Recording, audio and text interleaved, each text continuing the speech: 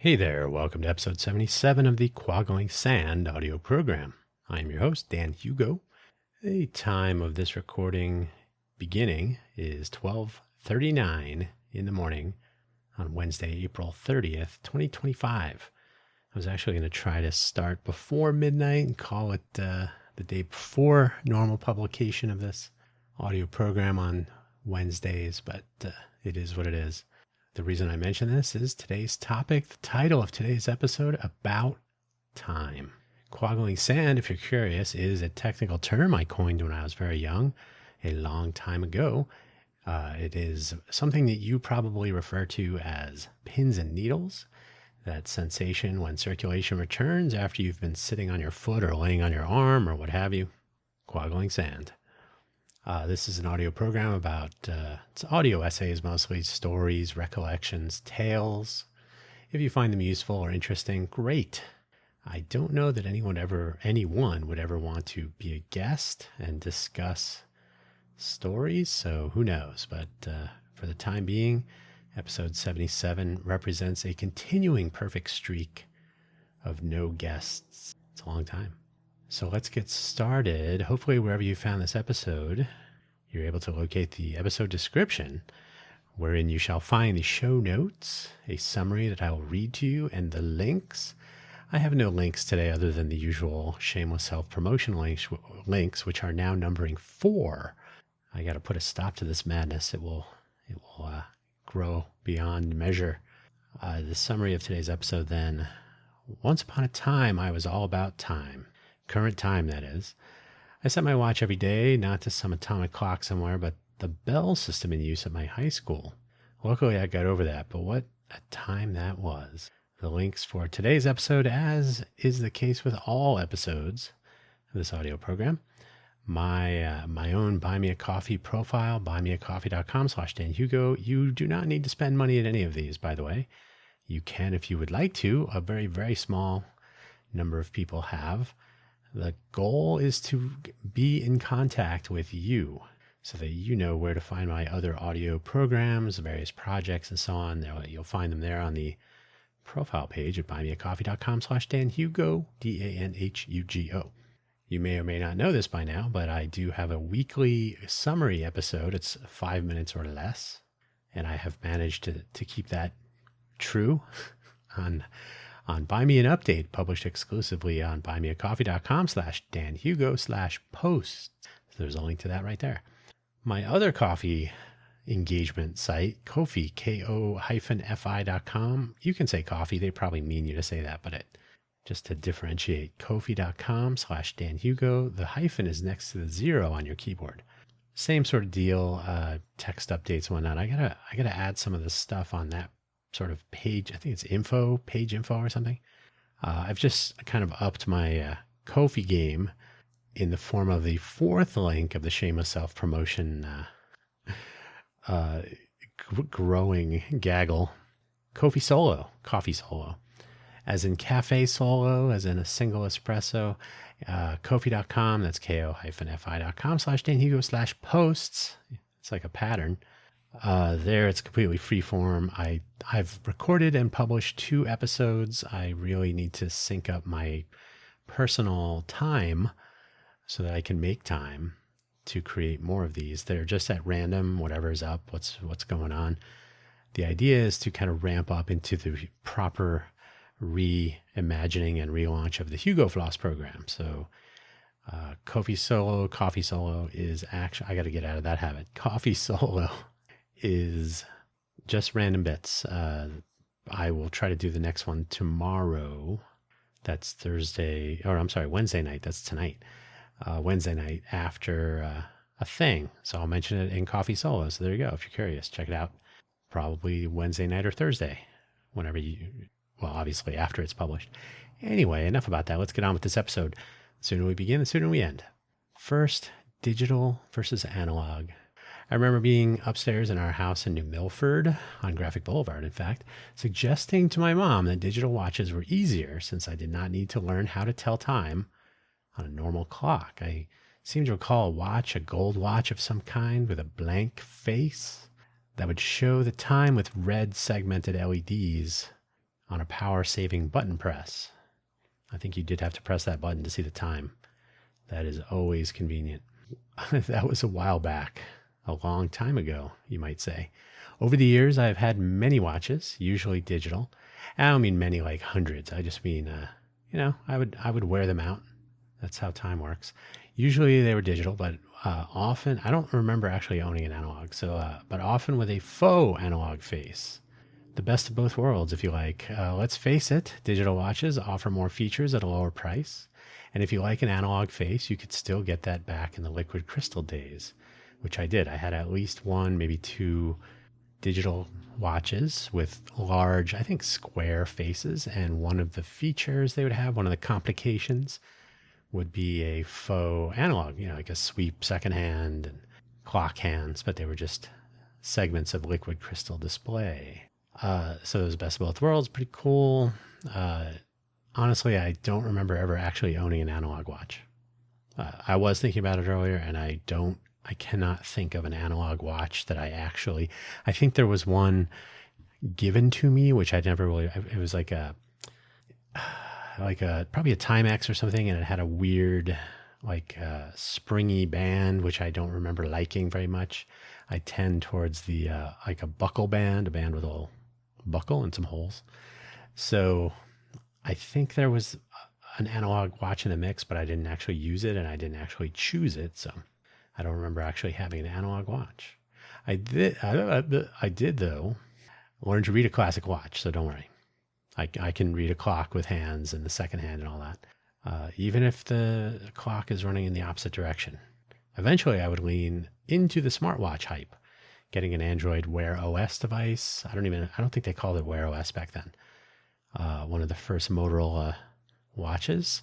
It had a round face and the so-called flat tire. So the bottom, I don't know, probably, I guess the equivalent of like somewhere between the 5 and the 7, at the bottom.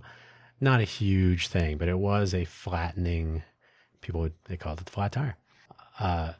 But I did actually use, I think it was called Beautiful Watches, maybe, as an app. And you could download onto the watch a simulated analog watch face. And they were pretty cool. They were really, really meticulously designed and quite lovely. And they had little simulated complications and so on. So I always had a cool watch face with hands and fake moving parts and whatnot. Today, though, I have a Polar watch for the quantified self thing. So I always know what percentage of laziness I've been through the day. No, I always go over 100% of my target. I usually have it set for a digital display with daily percentage workouts. So analog is useful, but now I can work with both equally well. I've always had a fascination with time. I don't remember when I actually found a need for a watch, but I know that when I was in the 8th grade, it was important that we knew what time it was in the mornings for catching a bus from Washington High School, where 3 of us were taking geometry.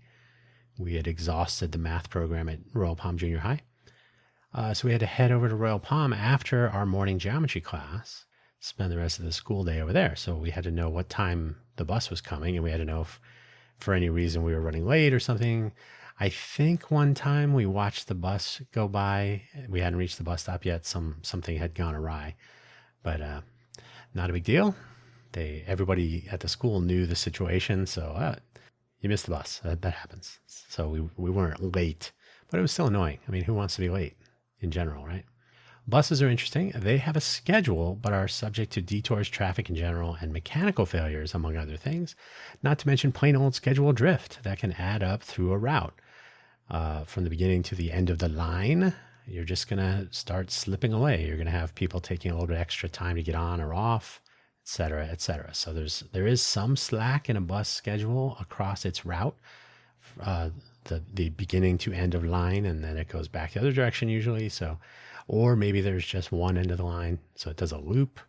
You got to give the driver a break, and you also have to allow for the clock to catch up, or the bus to catch up to the clock, I suppose.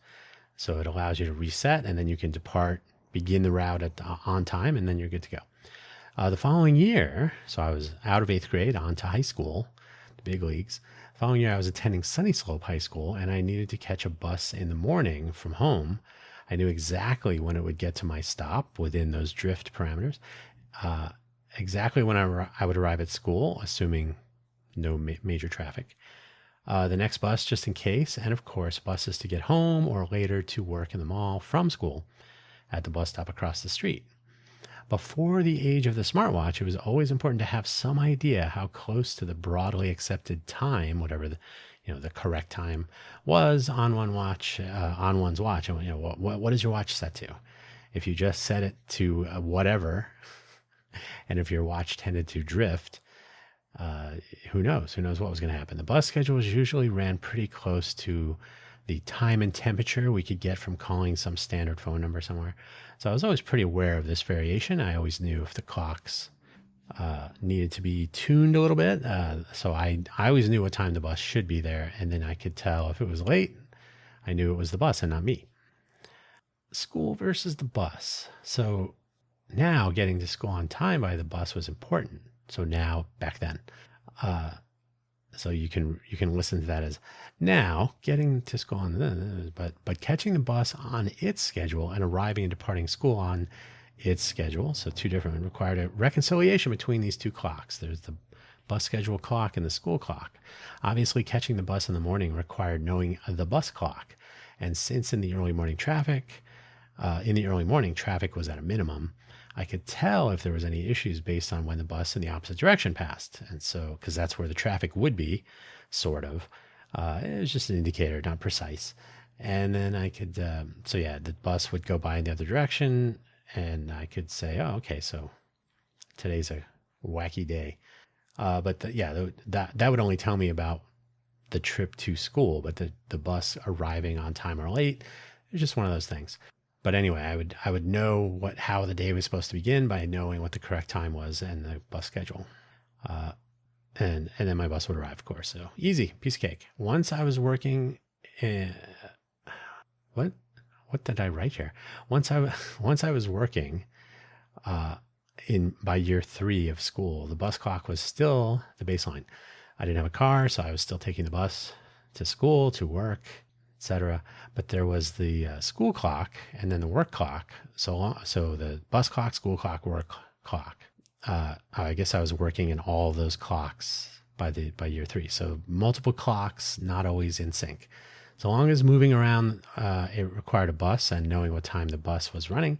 The transit clock was still the baseline, but I also did not like to be late for work nor for school. So I always had some idea what the variation was for each. If any, they weren't going to be off by more than a minute or two, right? So not a huge deal, but walking into class after the bell rang was going to get attention. So might as well be on time. With digital watches becoming what they were becoming, it seemed reasonable to assume that at some point there would be a reasonably priced digital watch with various features, among them a second clock for keeping track of time in 2 time zones, or however you wanted to use them. Now this was handy, and I definitely put that to use. I wish I can picture the watch, but I cannot remember the specific model. It doesn't really matter. It's a watch, digital watch, cheap. Probably on the order of $15, maybe $20 or something, maybe less. So the school bells, though, at some point, once I had a watch that provided 2 clocks, it was a snap to have one clock for the bus and another set to the school bell clock. The bus clock was the main clock. It was essentially set to the correct time, in quotes or bold or however you want to read that. Probably the time and temperature, which was a common baseline time that everyone could use. So if you were going by the time and temp was almost certainly getting its time from the U.S. Naval Observatory or some related high precision timepiece. So the correct time, and the buses would run on the correct time. The schedules were based on the correct time. The individual bus would have its variation over the course of its route, essentially resetting at the end of the line. So as long as any bus began its route on time, it would fall behind its scheduled time a little bit at a time, or a lot sometimes, and then catch up now and then. That is when you see a bus sitting at a bus stop for a little while. It's early. If it's early, so it's early at the stop, and so it has to wait because there are a few things worse for a public transit commuter than a bus that leaves a stop early. So if there's a bus that's running ahead of schedule, they gotta wait. They got to get back on schedule.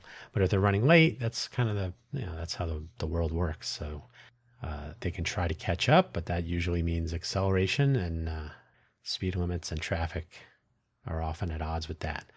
The school bells are a different thing, though. They may drift a bit related to the correct time, but they're all aligned on their own schedule. So the bell system, at least at Sunny Slope High School, was always running its own local timers. It had its local clock source, and I don't know how often they reset it or tuned it to the correct time, again in quotes. So the first bell in the morning could drift. So that's when school started. So if there was any variation, if it was off a little bit, that would basically set every bell through the day off by the same amount. The bell through the day would be off by exactly that amount, in fact. So even if it was 1 second early, it would be 1 second early every time through the day. Now, I could set my other clock to the first bell in the morning, or at least check to make sure that there was no drift.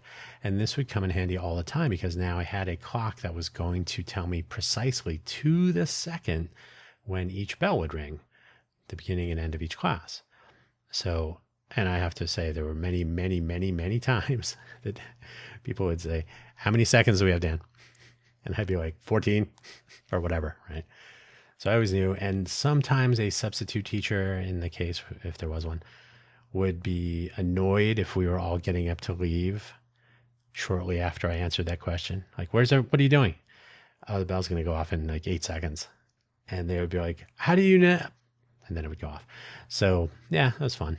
But it's always good to know if you are being checked in any way, or if you are required to be somewhere, to know what the times are, what the correct times are, and what the measurement is that you will be judged against. So there you go. I was always dead to rights to the nearest second. During my senior year, I would read the morning announcements, which included the morning pledge, of course. You got to make sure we're all in line behind that flag, and for as long as it's still that. The moment of silence, of course, and I don't know what that is anymore. I never do that. And any random stuff first thing in the morning before school got started. I think they did real announcements. I think the principal or somebody read some announcements, third period or something. But yeah, first thing in the morning had to get that legal stuff out of the way. The morning moment of silence, I think, was required by law or something.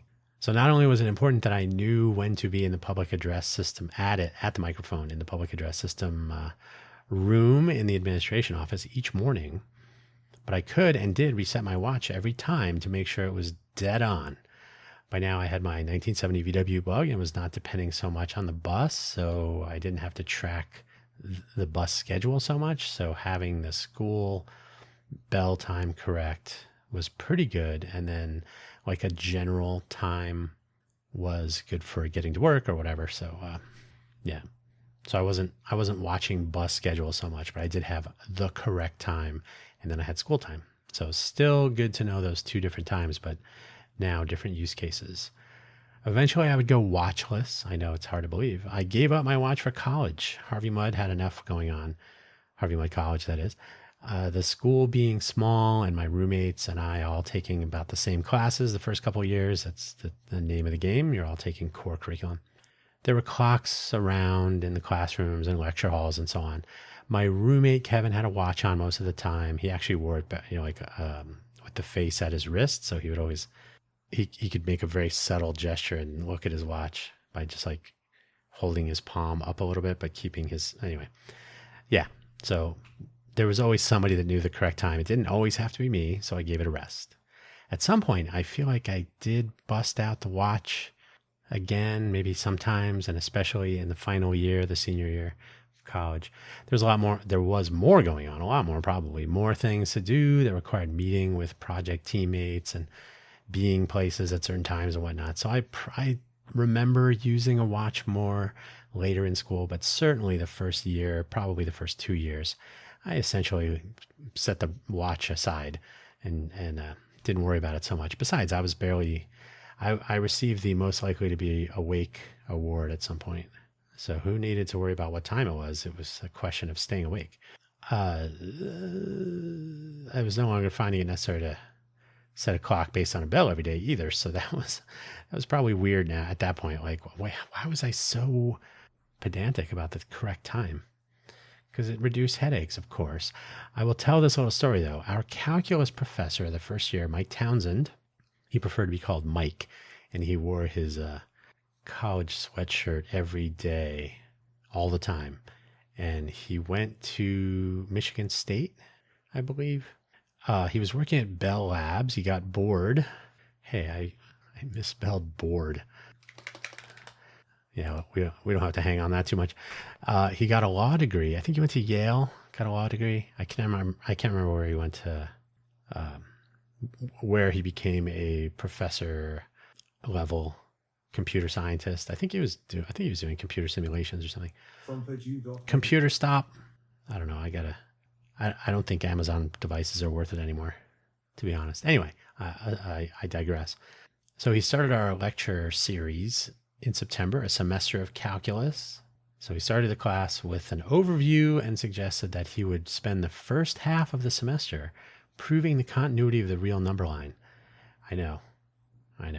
You're jealous, but maybe you're also curious. Well, too bad. You had to have been there. Nobody remembered that statement, of course. And then one day he finished a final proof at the chalkboard, put the chalk down, reminded us of the claim he had made. He looked up at the clock and said, "And that is right now."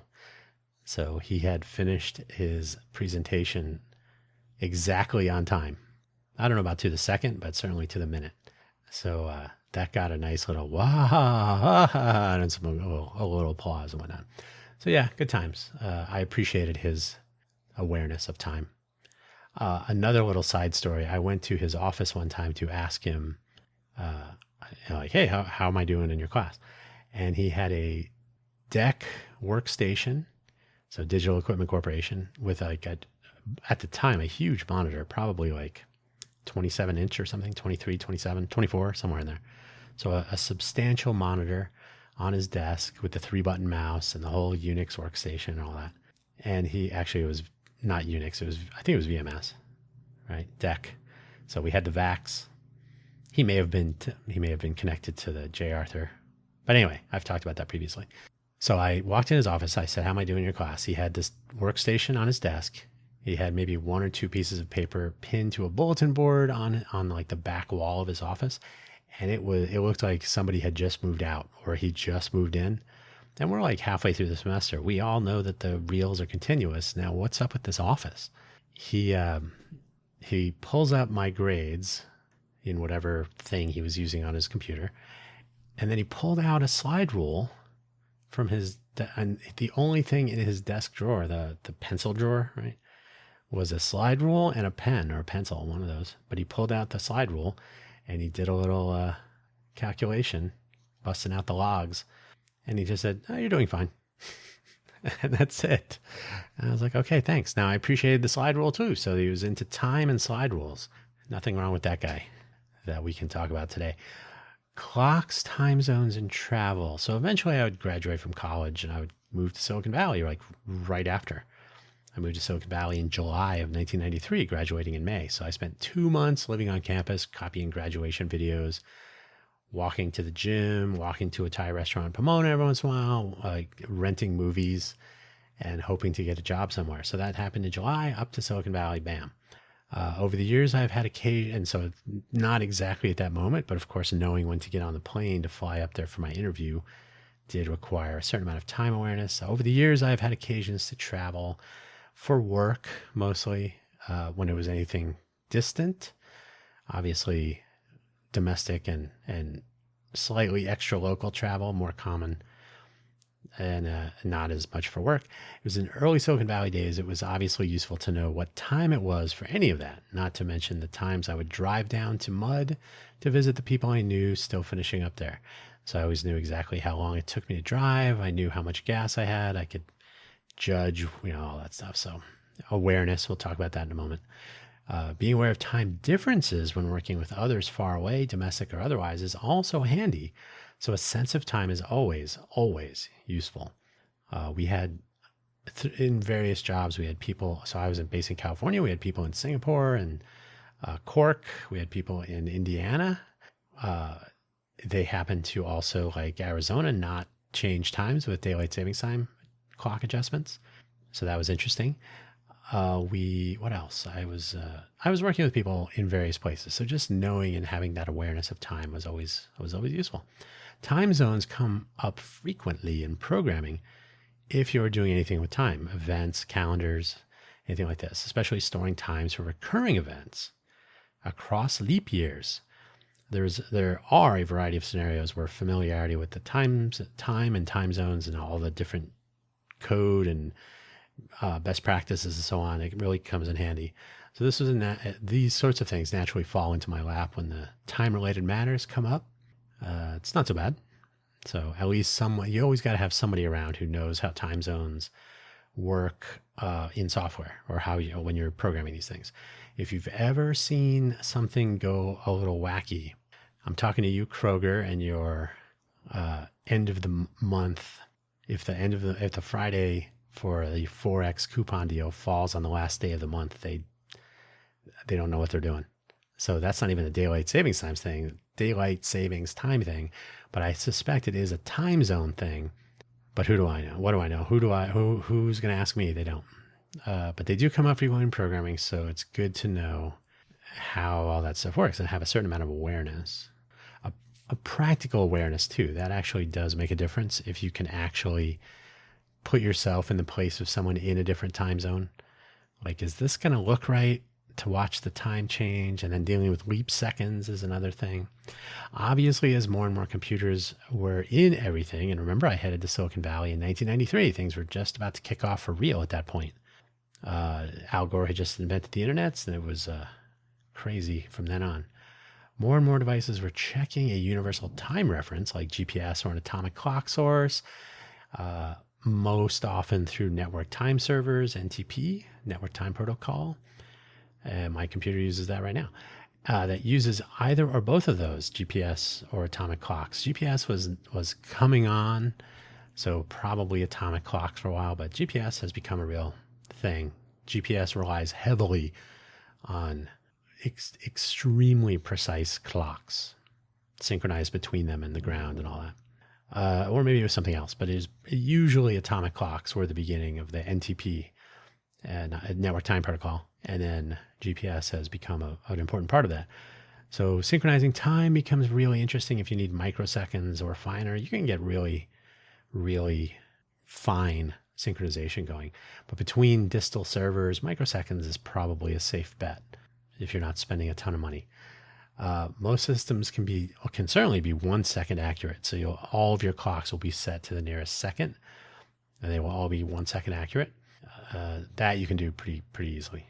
Good enough to know when you need to go get a coffee at least. So everybody will know exactly at the same moment that it's time to go get a coffee, which was something we had in Eindhoven.